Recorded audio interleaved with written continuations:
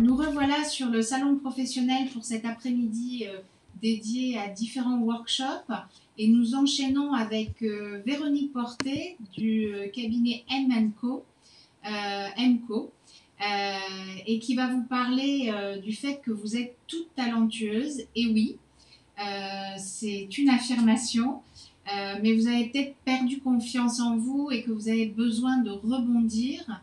Et à travers ce workshop, Véronique va vous aider à identifier vos forces et vos talents pour vous aider donc à rebondir.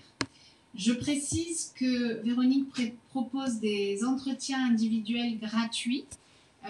Vous pouvez prendre rendez-vous sur notre site internet via sa page dédiée. Donc, nous mettons dans le chat le lien vers sa page pour que vous puissiez prendre rendez-vous. Par ailleurs, je vous invite vivement à poser vos questions dans le même chat et je les poserai ensuite à Véronique en fin de présentation. Donc, surtout, n'hésitez pas, interagissez. Voilà. Bah, écoutez, Véronique, tout va bien? Tout va bien. Bon, bah, écoutez, je vous remercie beaucoup d'être là et je vous passe la parole. Merci. Donc bonjour à toutes. Voilà, je suis donc Véronique Portet-Chevalier. Je suis consultante indépendante, formatrice et coach, et donc spécialisée donc dans l'accompagnement au changement, notamment donc le changement en évolution professionnelle. Alors, je voudrais profiter de ce temps que j'ai pour en fait, que je partage avec vous, pour vous parler de trois axes particulièrement. D'abord de mon parcours et des changements que j'ai opérés, donc de mon expérience du changement. Deuxièmement, de vous, votre situation, où est-ce que vous en êtes par rapport à votre reconversion professionnelle. Et enfin, de ma méthode d'accompagnement, à savoir comment donc reprendre confiance et rebondir avec une méthode que je vous présenterai en fin de présentation. Donc, par rapport à mon parcours, voilà, je vais vous parler en fait de quelques expériences significatives que j'ai eues. Notamment, je vais aussi m'arrêter un petit peu sur les raisons qui ont fait que j'ai changé chaque fois de travail. Donc, la première expérience dont je voudrais vous parler, c'était d'être responsable de formation pour des laboratoires pharmaceutiques, où là, j'ai beaucoup appris, j'ai adoré faire ce métier, j'ai beaucoup appris. J'ai pu apprendre toutes sortes de choses autour de la formation, l'animation, la conception des modules de formation. Et j'ai adoré faire ce travail. Bon, au bout d'un moment, par contre, je me suis rendu compte que dans l'entreprise où j'évoluais, justement, je commençais à souffrir d'un manque de liberté et de progression dans mon travail. Et ce mal-être qui a commencé à devenir plus grand a fait qu'au bout d'un moment, j'ai quitté cet emploi et je suis partie vers d'autres horizons. Donc, le deuxième horizon dont je voulais vous parler, c'était du conseil en orientation professionnelle pour la région Midi-Pyrénées à l'époque. C'était pas l'Occitanie. Donc là aussi, pareil, j'ai vraiment adoré au départ faire ce travail. J'ai appris l'entretien de face à face, écouter, déterminer les besoins des personnes qui étaient là et puis identifier leurs compétences et peut-être leurs manques dans certains domaines pour pouvoir se réintégrer dans le monde du travail grâce à une formation. Alors là, ce qui a été très difficile pour moi, c'est que c'était le manque d'action. Parce que dans ce contexte, j'avais beaucoup trop de réunions. Donc c'était vraiment la réunionnite aiguë. Et j'ai commencé à m'ennuyer ferme et à me désintéresser de mon poste. J'ai donc décidé de quitter ce poste et puis là, j'ai eu une opportunité absolument incroyable. Bon, bien sûr, pas tout de suite, hein, mais ça prend un peu de temps. J'ai pu en fait co-créer et co-gérer une entreprise dans le bâtiment, dans la rénovation de l'habitat. Et donc, on était deux au départ et nous avons développé une société qui est allée jusqu'à à peu près 15 personnes. Et donc là aussi, j'ai eu la chance de développer des compétences extraordinaires hein, de management, de développement commercial, de communication, de formation, toujours. Et ça pendant quelques années où finalement j'ai été comblée dans mon travail, puisque j'avais un bon revenu, j'avais un statut qui était très, très agréable, pas de chef. Donc c'était vraiment très bien. Jusqu'à ce que petit à petit, là aussi, je perde un peu en fait d'intérêt à cette partie commerciale qui était devenue pour moi éloignée de ce qui était ma réalisation personnelle.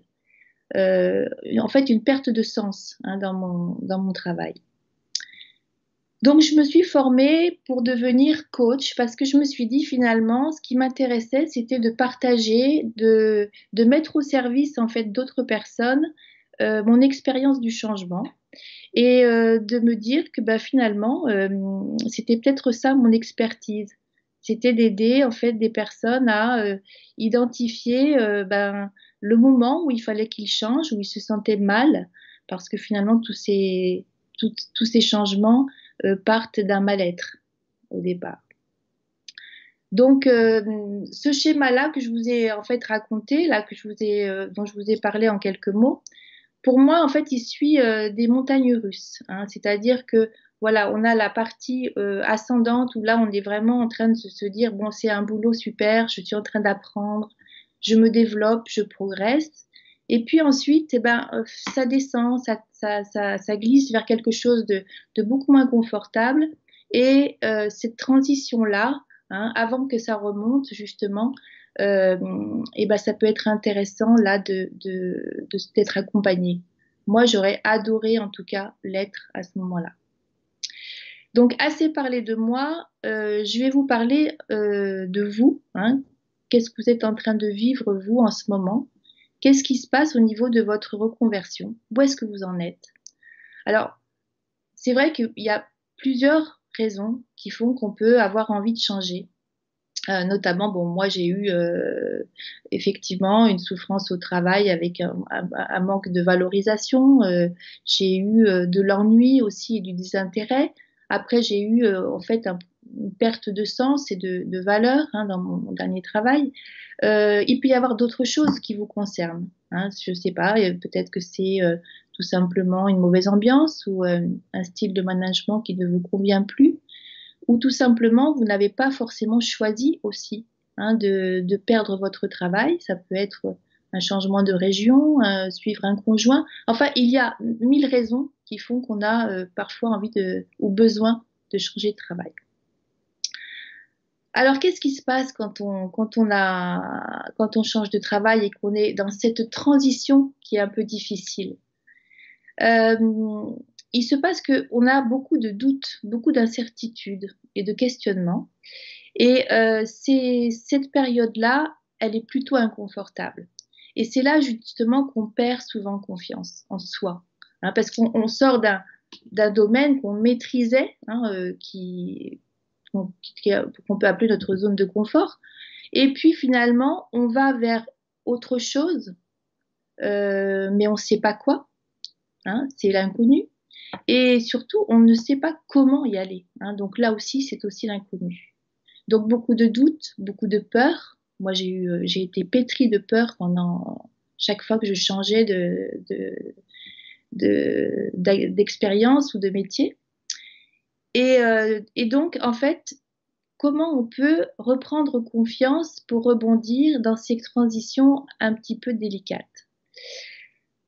Alors, par une méthode, par un accompagnement d'abord, un accompagnement qui répond en fait à une façon de sécuriser par étapes cette transition. L'accompagnement est là pour ça, hein, c'est-à-dire que d'abord, il y a une méthode qui est concrète, progressive, qui est efficace, donc dont je vais vous parler. Et surtout, il y a la relation avec le coach hein, qui est là pour aussi vous redonner confiance dans un espace bienveillant et sécurisant. Alors la méthode dont je voulais vous parler, c'est une méthode par étapes avec des phases que je vais vous décrire assez rapidement, qui sont d'abord la première phase, la première étape, c'est de faire un vrai diagnostic de votre situation actuelle. Pourquoi un vrai diagnostic approfondi est important? Parce que souvent, quand on n'est pas bien, quand on est en recherche d'autre chose, il y a l'arbre qui cache la forêt. C'est-à-dire que tout ce qu'on est en train de vivre, généralement, on ne supporte plus.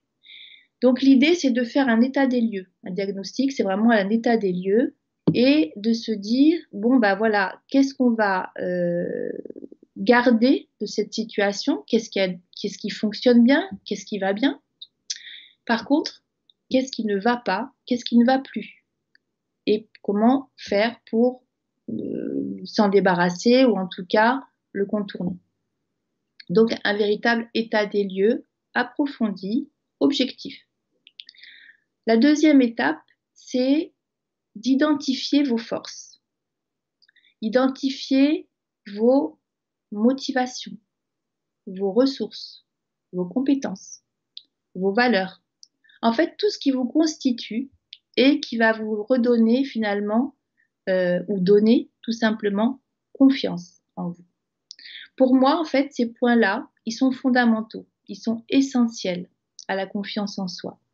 C'est un peu comme dans le bâtiment, je vais vous donner une comparaison parce que je connais bien le bâtiment. C'est comme quand vous construisez une maison et vous allez d'abord faire les fondations. Donc les fondations sont là pour construire sur quelque chose de solide. Sinon, vous ne pouvez pas mettre les murs et le toit, ça ne tiendra pas. Donc l'idée, c'est vraiment de faire ce socle, de construire ce socle de confiance, de points positifs de ce qui vous constitue. La troisième étape, c'est, pour continuer à construire, c'est d'ouvrir en fait le champ des possibles. C'est-à-dire, si je reprends la comparaison de cette maison, on est en train de faire monter les murs, sauf que il faut ouvrir sur d'autres possibles, faire rentrer la lumière quelque part. C'est aller explorer d'autres secteurs d'activité, d'autres domaines, explorer des réseaux différents, discuter avec des gens, développer des centres d'intérêt.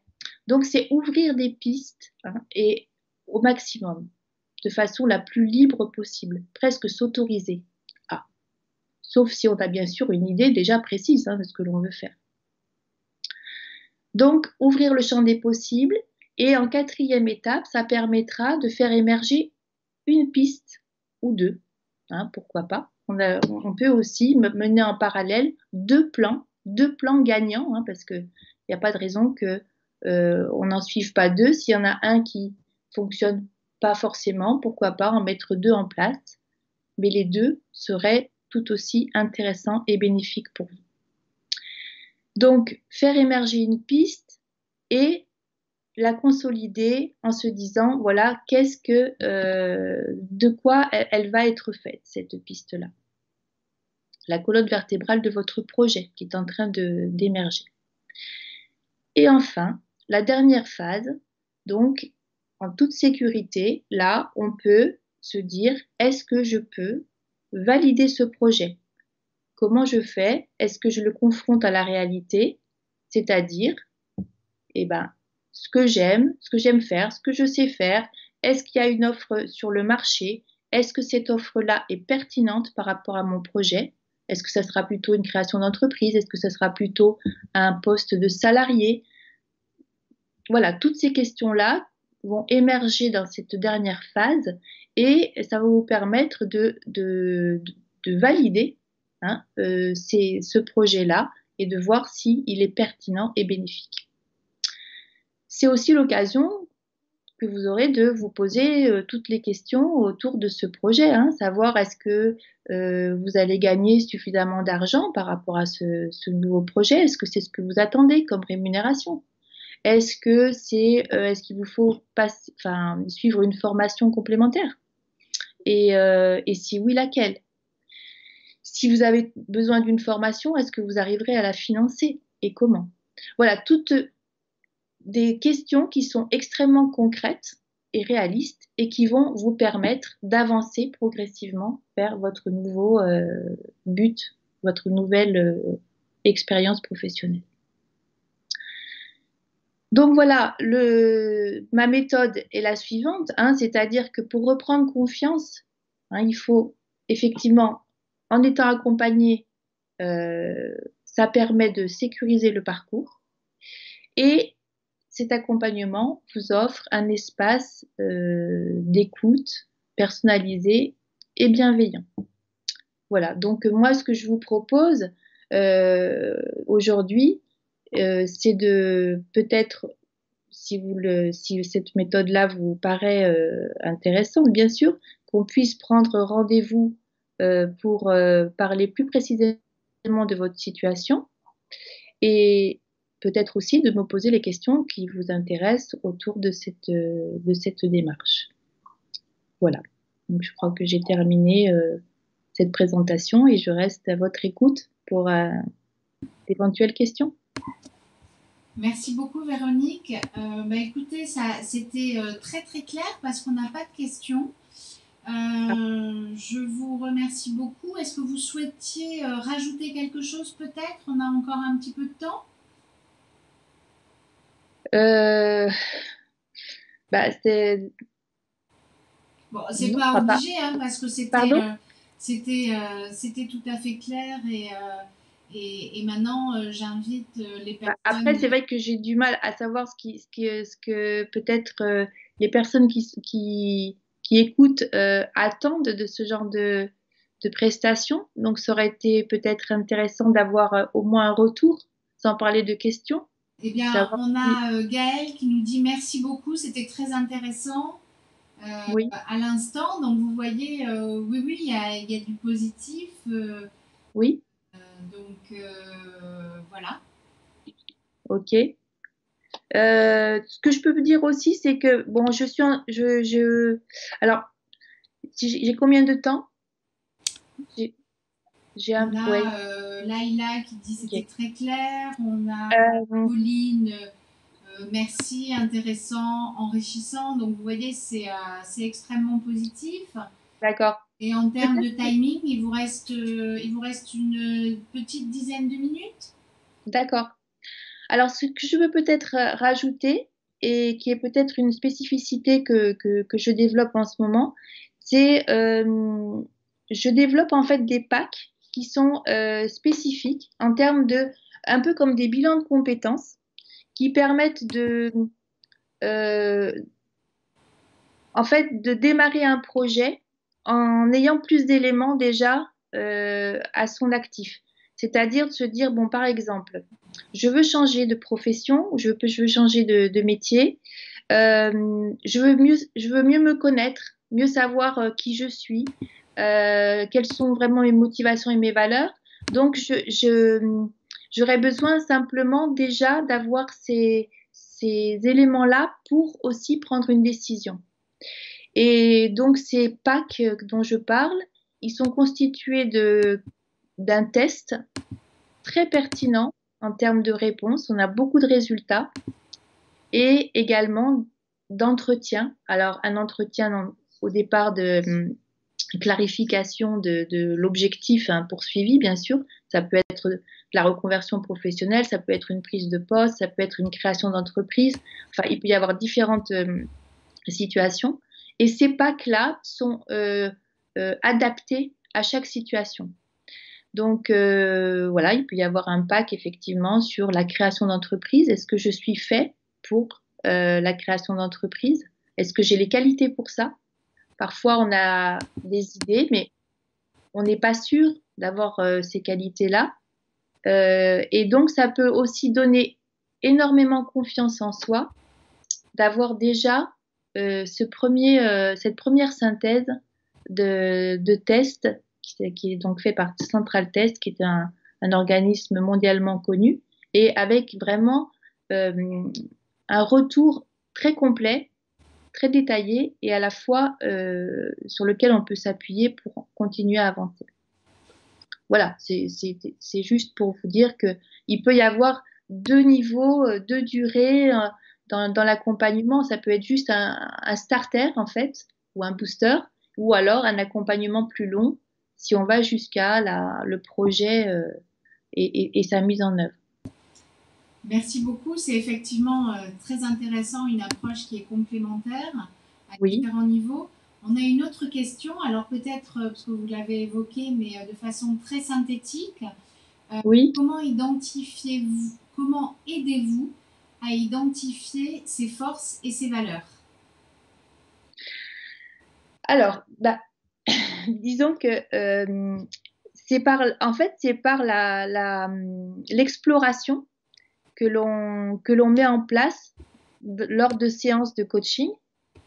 Euh, on a souvent, en fait, énormément de talents sur lesquels on ne sait pas qu'on les a. Hein, en fait, on oublie, ou en tout cas, on n'en tient pas compte, ou en tout cas, on ne pense pas que c'est forcément des talents ou des points forts. Donc déjà, l'idée, c'est de se dire, bon, ben voilà, je connais pas tout sur moi. Hein. Il y a des choses que j'utilise, et puis il y a des choses que je n'utilise jamais, ou alors que j'ai utilisées il y a très longtemps, pas forcément d'ailleurs dans le domaine professionnel, et que je n'ai pas valorisé. Donc déjà, c'est de prendre conscience qu'on a ces points forts, et ben on y travaille dessus. Et ces points forts-là, en fait, on peut s'appuyer dessus ensuite pour déterminer quels sont nos besoins. Hein. On a des besoins dans le monde du travail et pour répondre à ces besoins-là, qui d'ailleurs vont dans le sens de nos motivations, eh bien, on va mettre en place tout un questionnement, toute une exploration qui permet de construire ce fameux socle de force. Moi, je travaille toujours sur le côté positif de la situation. Euh, Quel intérêt de se dire, bon, j'arrive pas à ça, j'ai un problème avec ça. Ok, une fois qu'on l'a dit, ça va. Sauf qu'on a tous des qualités et des expériences à valoriser. Et du coup, on peut tous trouver notre place hein, dans le monde du travail. Mais une place qui nous convient bien, avec qui on est en confort, tout en étant un peu challengé, bien sûr. Voilà. Est-ce que ça répond à la question? Écoutez, oui, je pense. On demandera à Bénédicte. Oui, J'ai une autre question extrêmement pragmatique de la part oui. de Peg, qui trouve très intéressante votre approche et qui demande quel est le budget pour ces différents packs que vous proposez. Alors, je suis en train en ce moment de faire les démarches nécessaires pour les rendre éligibles au CPF.